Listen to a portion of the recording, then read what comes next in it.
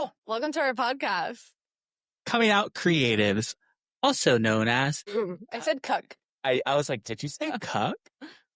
I love a good cuck. Anyways, my name is Shavon. I'm Jordan. It's the last day of Pride today. What day before? Yeah. I don't know. Dates are hard. Nearby. Whatever. It's Pride weekend in New York City. We're walking in the parade. Let's get that out of the way. They called upon us, our first brand deal. They chose us.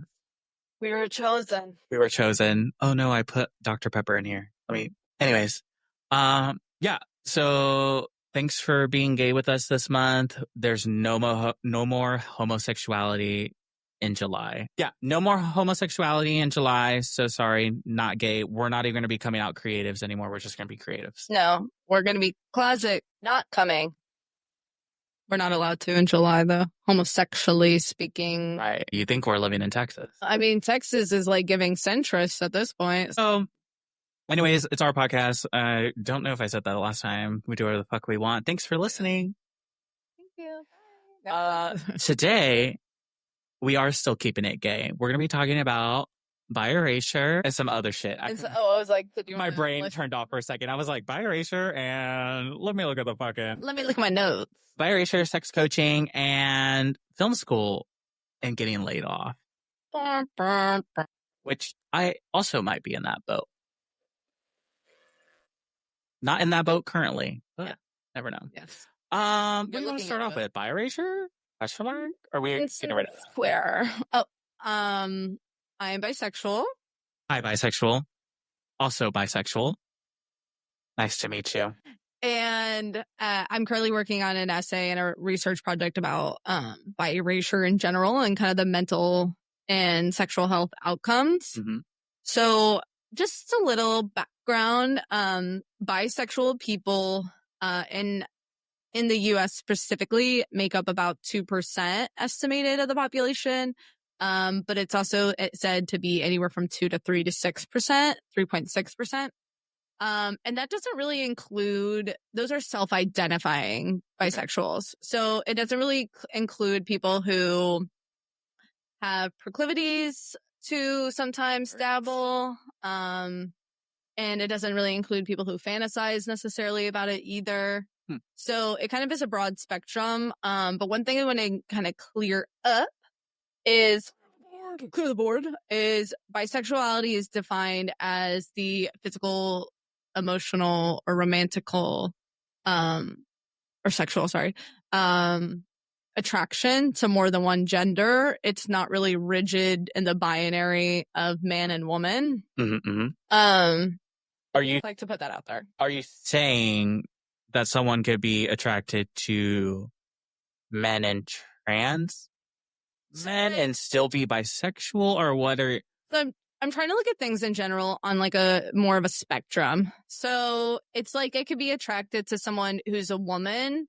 How do I PC this? Genetically, anatomically, or... So let's go the sex, let's go gender. So someone who thinks I could be attracted to someone who thinks of themselves as a woman, and then I could be also attracted to someone who thinks of themselves as mostly a woman, sometimes a man. That I think it's interesting because bisexuals in general are more inclined to not want the label. Like that's like in studies, bi people in general are more uncomfortable with the labeling of themselves as bi.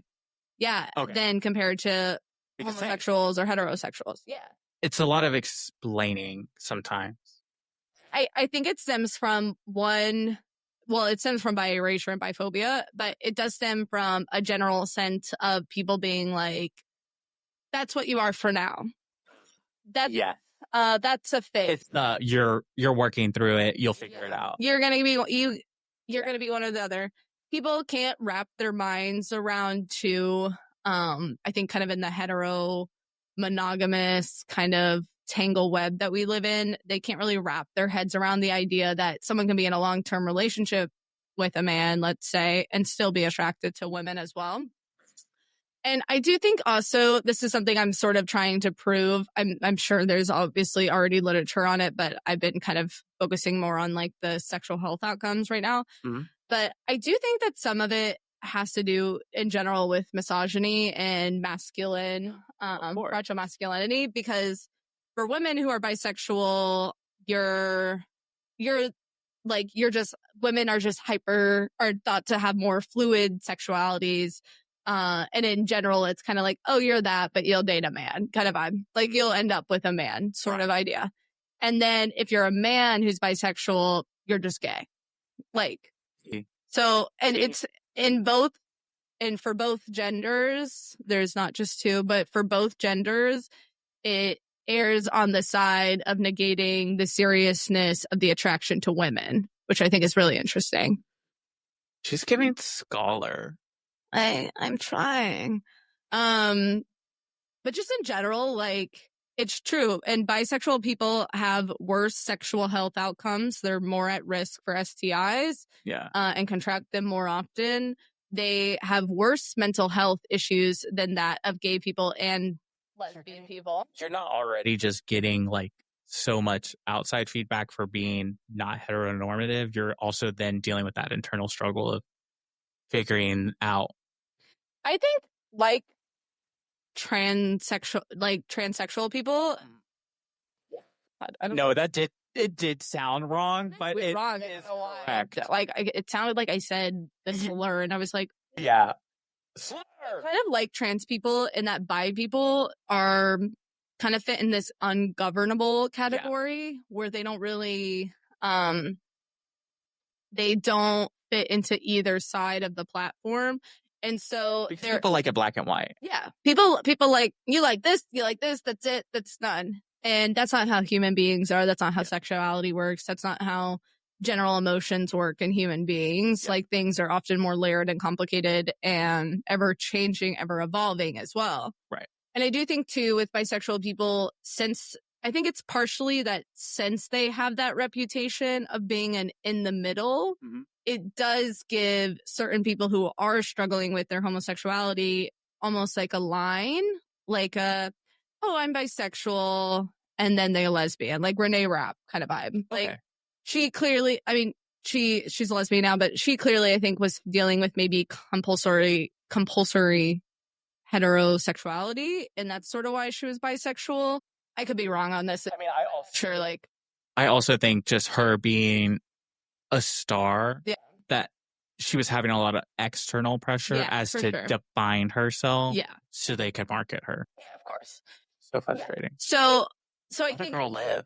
So I think because that happens, people negate the reality or the legitimacy of bisexuality. Really, I mean, again, sexualities change. Like, I think too, like, I'm thinking like the Billie Eilish coming out like last year as bisexual. Yeah. And I'm like, oh, a 22-year-old woman is reconsidering her sexuality. So surprising. I'm shook. Like 2023. Well, it said, I guess bisexual. It was like, I'm physically attracted to women as well as men. Yeah. I mean, and another bisexual person, now we need to find it. Like, you know what I mean? Like, and I get that. Like, I think too, I had a kind of a misconception of bisexuality that it was you either like men, you either like women, or you like men and you like women. Because I've always been super kind of fluid and a little flowy. Yeah. But it just means you like more than one. You like more than one thing. You can be attracted to more than one thing. And I think that's part of like the problem is the label feels super constrictive when I myself know that I've surprised myself by someone who I'm attracted to. You know what I mean? So I don't know. Thoughts on your experience in Bi Erasure? I think I do a little Bi Erasure for my own self sometimes. Totally. Just because it just makes it easier to tell people like, oh yeah, I'm gay. Especially like how I've said before, like I have a partner of 7 years. I've even done that to you before, like called you a gay man. You know what I mean? And I'm like, and it's always so weird because people, these are all my friends, because honestly, I would care more or I would care less. I don't know how I would care. real quick, bi people are less likely to come out to family members and colleagues than homosexual and heterosexual or lesbian people. Once again, we talked about our little coming out stories, but like, I just never really feel like I had one. I was just, as Julio would say, I'm just Julio. I'm just Javon. Like, that was just me. I don't know, but I do catch myself, obviously, as we talked about before, like just being either making it easy and try to do the more heteronormative passing, or just being like, nah, I gay. Yeah. I gay. Soy gay. Also, because homosexuals and lesbians have a better sense of community. They feel. I think people are able to digest it more, and even when they see like, oh well, like you just checked out that guy, or like you have a boyfriend of 7 years, like you couldn't possibly be attracted to a woman. And then anytime I do like say, oh yeah, there are like, I find her like really attractive or really hot, like how I feel with Tate McRae or Renee Rapp, I'm like, that is, wow, Coco Jones, Quinlan Blackwell. Goodness. That's works of art right there. I mean, that, and body D. It's always so weird because I think with my own sexuality and Bi Erasure is that like at the end of the day, I just enjoy a very good looking person. Yeah. Like I just, damn, body T. Yeah. Like why wouldn't I want to sip? Yeah. Period. But I do erase the identity of myself because I just feel like then it downplays for other people like my queerness, because it's like, well, are you sure you want to be with a guy? Yeah, but that's the thing is I now kind of doing this research and stuff, I want to be more like solidified. I'm bisexual, I'm queer kind of vibe, because my attraction towards men does not take away my desire for women. I can be in phases. Like certain times I'm like, I like literally in the summertime, I'm a little bit more like, oh, I love women. Like, cause they're just kind of more out and about. And then like in the winter, I'm like, a big burly man. You know what I mean? Yeah. Just keep you. And yeah. And I think but I do go through phases where I catch myself having not dated a man or not dated a woman in a long time. So but that's the thing is I think that bisexual people have to do a lot of placating on both sides. Yes. For sure. For straight people and for queer people. And it's true because they have, like I said, they have worse mental health issues too. I think also when you yourself can't define what you are, you of course are going to struggle more with your identity. And if you're not going to be accepted on either end, of course it's a deeper sense of internalized stigma, of suppression, of whatever. I kind of want to relate the Bi Erasure to maybe like my what can I say the word? Like being biracial. Mm-hmm. Is that, as you were saying, like you placate essentially to like one side of the court, like that literally all I ever had. Like, yeah. And honestly now, as I'm reflecting, yeah, literally I'm like, God, I'm always playing a game of who do I need to be right now? Yeah. Like who am I being black enough? Am I being Mexican enough? Like, am I being gay enough? Like, especially when we left Texas. I mean, Thomas and I still to this day, I mean, we're trying to get a little bit better, but it's so hard to get out of the heteronormative dressing, because a bitch like me, I did the frat little shindig in college, Vineyard Vines, all that. And literally in high school, I think I made my grandma spend hella money on Hollister. My uniforms were all Hollister. Yeah. I remember. It was so bad. Oh, your little blue polo. Baby, it was always a blue polo and a khaki. Yeah. Every day. Short. With a brown belt. Yeah. You had that one red, I think you had one red polo. Yeah. And I could never wear white because I always just felt fat. And that's body dysmorphia. But that's a whole different topic. Yeah. We'll save for a different episode. But no, like I've always been in the struggle of like, who the fuck do I need to be? And I just hate that. One, for myself, because I think the older I'm getting, I'm just getting so tired of not being myself. Yeah. And it's like, I gotta be more cognizant of when I am trying to do that to myself, to stop myself. And it's hard. Even with this podcast, still, like, I'm like, you have to catch yourself if you're being too, I'm like, who? I don't care. I don't care. No, it's kind of an interesting thing you bring up with the biracial, and then you talking about kind of your body, because again, I almost think that there's a sense of you can be fat or really skinny. The people in the middle tend to get lost.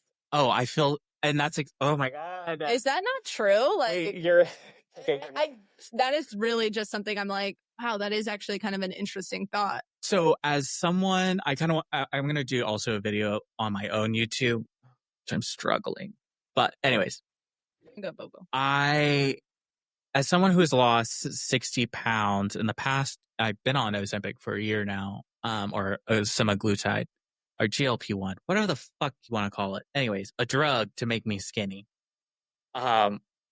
It's so weird because right now I'm in the phase, like, Lay even the other day was like, oh my God, Jay, you're so, like, you look thin. And I'm like, I know I am thinner, but I don't feel thin. And especially when my man is literally now skin and bones, which he's like, that's his own journey. I'll let him talk about that.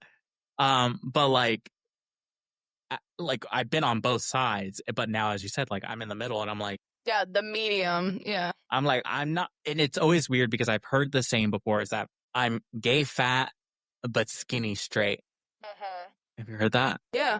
And that's literally kind of like how I feel right now. I'm like, yeah, in the gay world, like, I'm still a big bitch. Yeah. But if I was a straight man, I'd be any girl would, like, an average girl would be like, oh, yeah, it looks good. Yeah. Yeah. Yeah. Like, what tap? Yeah. Obviously, like, I got washboard abs or whatnot, but like, it would be. Would hit it. Don't worry. Yeah.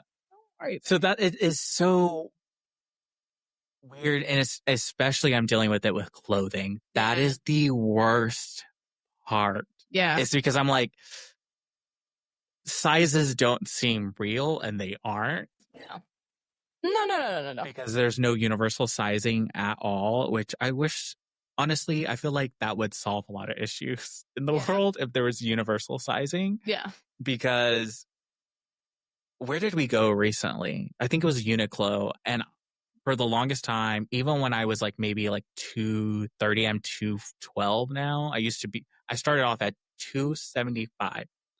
But when I was like 230, I still couldn't fit into the extra large. Yeah.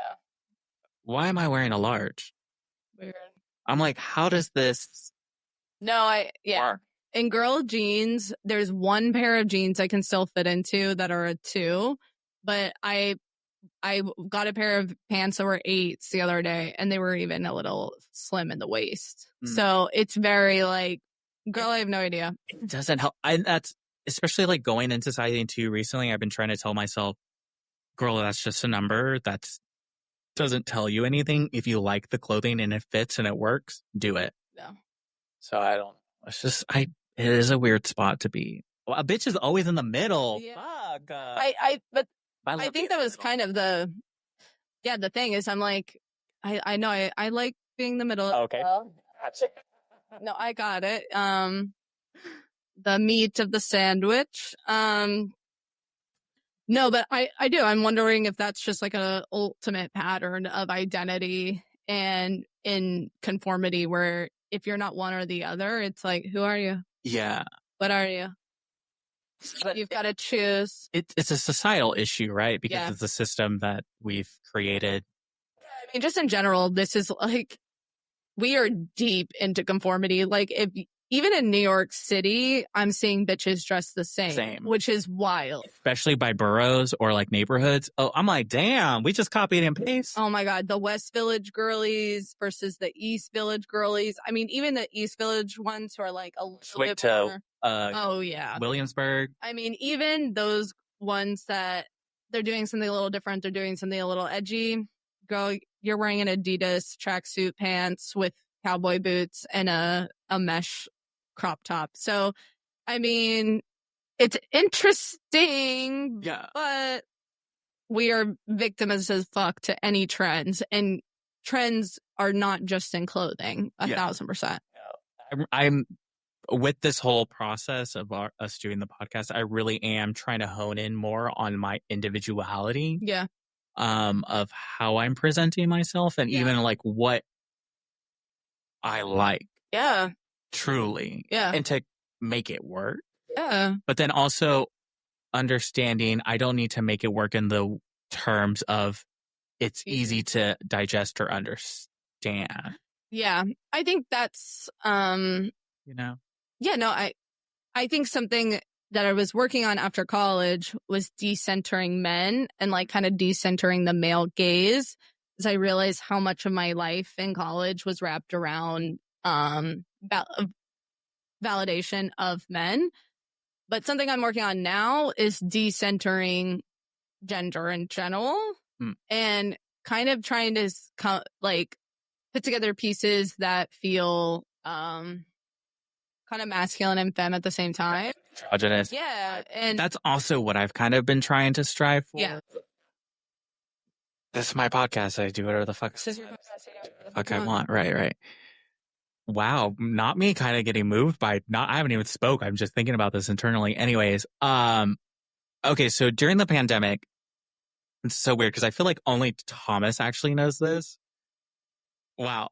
I kind of had like the gender dysphoria kind of vibe for a little bit. It was when I grew my hair out long and stuck in the house, and I'm in the house bored.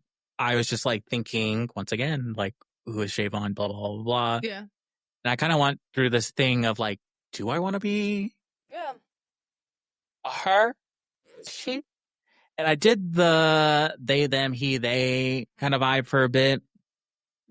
And I still feel that way, but it's always so hard because it doesn't feel true, but there feels some truth in it. I think that's a really good way of putting it. You know? The truth in it, 100%. I mean, again, I think that's why kind of bisexuals and even like, I really think a lot of queer people, gender queer or not, feel a sense of, I feel constricted by any labels. I honestly, for a while there, very much was like, I don't know. I also could be non-binary as well. Yeah. I think even I remember when I got to college and it was the first time I had really seen trans people, seen non-binary people. So, or kind of felt them or around them. I was like, oh. But so I probably have said and done transphobic things, but genuinely, I think there is a sense of jealousy on my part where I'm like, you know, one way or the other, you're so lucky. Like, I feel so fluid in that. Like, you know, I use she, her pronouns because I think I'm lucky to be a woman. I loved my girlhood experience. I love the relationship I have with other women. I think just as essential. I just think being a woman is like special. Yes. But are you telling me that there are days when I don't love it when a boy calls me daddy or someone calls me sir or someone's like, no, that's hot. Or I just get to dress straight up like mask. I love it. No, I love the days when you dress mask. Even Malik will be like, oh, she's been dressing mask lately. No, I'm like, I know. I love it. Well, it's funny because I dressed very mask when I played soccer. Yeah. But still felt like you were still, it was like the tomboyish kind of vibe. It wasn't full, because this is more. Yeah, that was more sporty spice. This is giving a little bit more really Renee rap. Yeah, I don't really know how to. But yeah, like I just think I think gender dysphoria is real in the sense that once you learn that you don't have to be one way or another, of course there is a sense of, oh, wow, that does sound like I wish I could be, you know what I mean? Like I have penis envy sometimes. Like I genuinely understand that. I just don't think people need to get diagnosed in order to become trans. You know what I mean? I do think that there are people who know.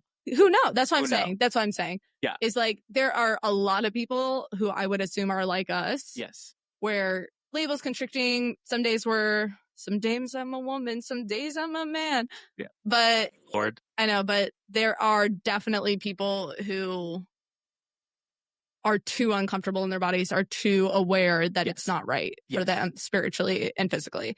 So, but that's where we're like, we still feel ground or like rooted into like what we were born as, but if there existed a world of sexual and gender anarchy, then I would be very comfortable in that world as well. Yeah. Same. Yeah, I don't know.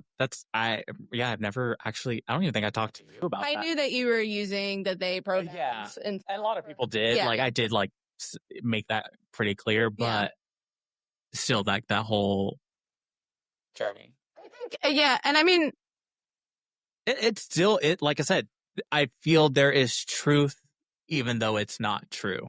Yeah. I really like the way you said that. There's truth in it, but it's not. Yeah. Yeah. Yeah. I agree.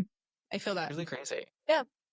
But I just think by people in general, I'm just going to kind of wrap up the Bi Erasure. I do think that they. Wow. She's doing Bi Erasure. What? I am? No, because I'm wrapping it up on Bi Erasure. We're allowed to talk. Oh, sorry. Oh, I hate when I mess up someone's stroke. I feel bad. Sorry. It's fine. It's okay. It's cute. It's cute. It's so cute. Bi Erasure. Anyways, I try. I'm a dad. I do dad jokes. I can't help it. It's so bad. I know. It's like the tics is humor. I know. I can't help it. Okay. In the last episode, we put the creative shout out in the end. I want to do it in the middle before we hop into the next topic. So, bitch, what creative are you fucking with? Bitch in the nice sense. Okay, wait. This is so random, but I'm trying to watch older movies because I just feel like Charlie, kind of older indie because there is something lost that is happening in kind of these major studios when it comes to like set design and world building. And I just watched But I'm a Cheerleader.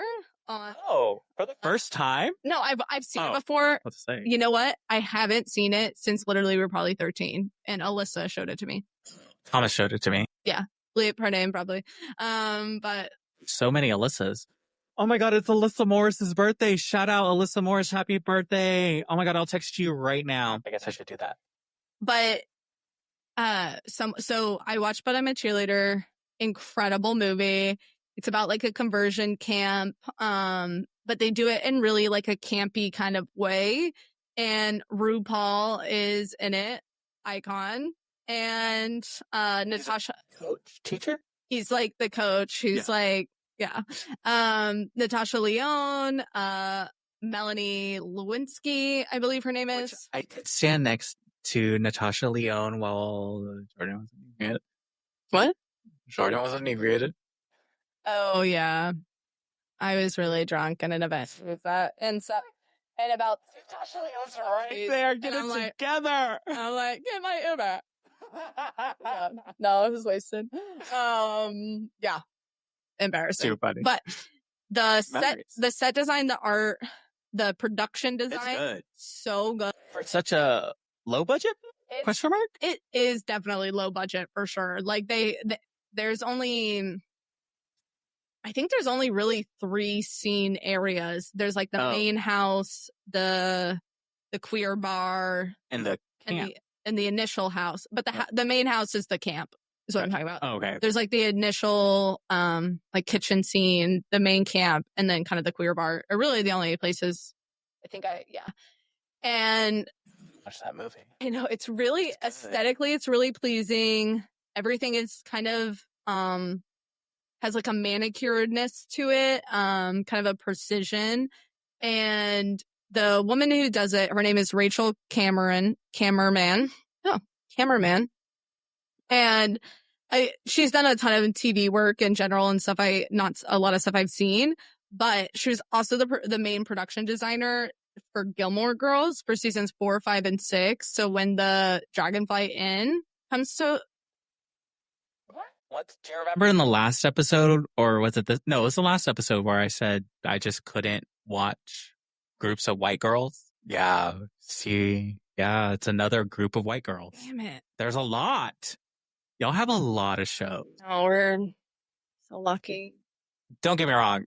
I don't think I'll ever watch it.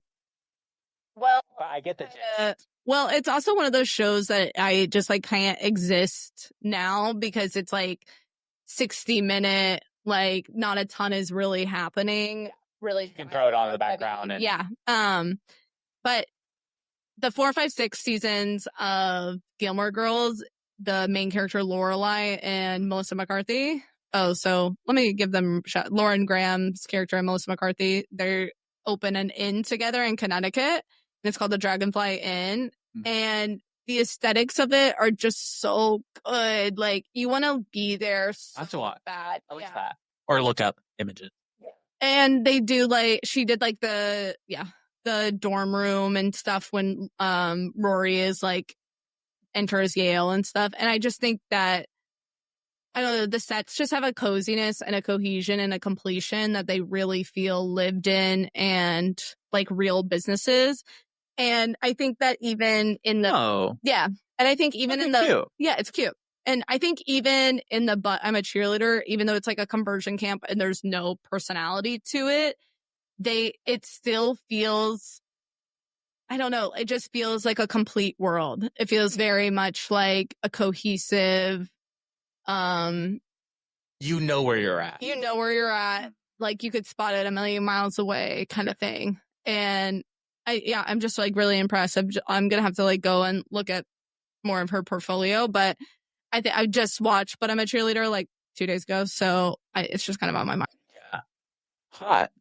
What about you? Mine is cheerleader adjacent. I don't know. Addie Ray or Addison. Was she a she's cheerleader? Dropping the rate. No. Oh. Well, wait. She gives that vibe. Actually, I think cool vibe. I don't remember. Yeah. Anyways, no, I've watched a lot of her interviews that she's done since her album dropped. Oh, that was a hot topic that we did. Anyways, we're doing it now. Yeah. Yeah, I've been watching a lot of her interviews and a lot of people give her shit because obviously she came from TikTok and whatnot and blah, blah, blah. And like, there's like other people who started from TikTok who did music, but obviously you could tell they were doing it just to make more money. She was doing it because she actually cares. She actually cares about the art and the work that she's doing. And she was studying. Yeah. She was really putting in the work and making sure that when she did release, because I guess she was going to release, but then it got leaked. And that's how we have like a lot of leaked songs of hers. She basically scrapped them. I'm glad she kind of scrapped those, actually. The new stuff's way better. Same. And also I think it was like 2 or 3 years ago. So it's like she was able to discover herself more. And that's really what she basically she's gone through the journey or still going through the journey that like we're kind of also going on right now of figuring out what we want and how to put our art out there. Mm-hmm. And that it's just been really cool to actually listen to her talk about it with the seriousness that she talks about it with. Because I don't feel like a lot of people give her the credit that she deserves. I think. But the world building, the storytelling is not fully there, but I don't think I agree. There's a story to tell other than giving the aesthetic, the vibe, similar to Brat. Yeah. You know, like Brat has a story, but it's also a feeling, as Charlie's explained before. Like her, is it the high fashion music? Which one's where she's on the horse? I think it is high fashion. Yeah, like that one has a story, but overall, I would agree that there's not like a cohesive for the whole project. Yeah, it's especially the whole project in itself. I think it's literally, as she even said, I think in an interview, it's Addison. Like I'm just telling you who I am. Yeah. Because they're debut. Yeah. Call back. Yeah, I'm really impressed with someone who takes their time, and I'm excited to see what she does going forward. Yeah, for sure. And kudos to her for selling out and having to add more shows to her tour, even though it's like she's doing like small venues, but still that's better than nothing. Of course. Some girls can't even do that who've been in the game for a long time. Yeah, of course. Katy Perry. She still has no Grammy, though. She should have won a Grammy for Teenage Dream because let's call that what that is. That's a masterpiece. That's a masterpiece. Teenage Dream. There is two things I really admire about Addison. One, I actually watched one of her interviews too. I think it was New York Times, guys. But she was essentially like, taste is something you have to afford. And that's partially like she said, I'm going to come with the audience and the money, and then I'll make myself. You know what I mean? I feel like we're kind of trying to do both at the same time, which is difficult. But she did. She was like, I'll do the silly little videos because I know what I want in the end game, and this is a good way to get it. It's exposure. It's this. And we talked about it that's kind of the new age way of doing things, of getting discovered. Like people don't go, I don't think do people go and audition their kids anymore? Like, I mean, I'm sure for like young roles. Still do a little bit. Yeah. You know what I mean? Obviously people audition, but there's also not as many big casting calls for these bigger roles as there used to be, where they want to discover someone new. It's someone who might have been in another project that was not as big, but did well. No, they want someone with IP, period. Well, like, I mean, even books, everything. They want people with IP. Well, I mean, as you said, followers too. Like I've seen from other people who have auditioned that are like literally on the audition list or whatever. It's like need to have 1 million followers because, granted, these companies and whoever's doing the marketing behind are also thinking, how are they going to even be able to help us get our message out there for the film? And will people see it? Yeah. How's their engagement? Which fucking sucks because I feel like that's still draining the life out of art. Yeah, out of the artists, yeah. And it doesn't matter how many fucking followers you have. Honestly, I got 340 followers on TikTok, and that's my community. Yeah. And I love them. Period. And our 20 subscribers on YouTube currently. You guys are my lovers.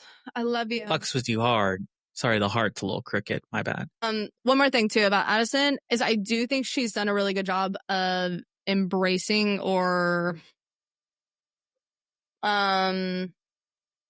she's done a good job of solidifying her artist persona. So she clearly has been like, no, I'm your favorite artist, like Chapel last year. Like she's trying to embody this and set. She wants to make things she wants to hear.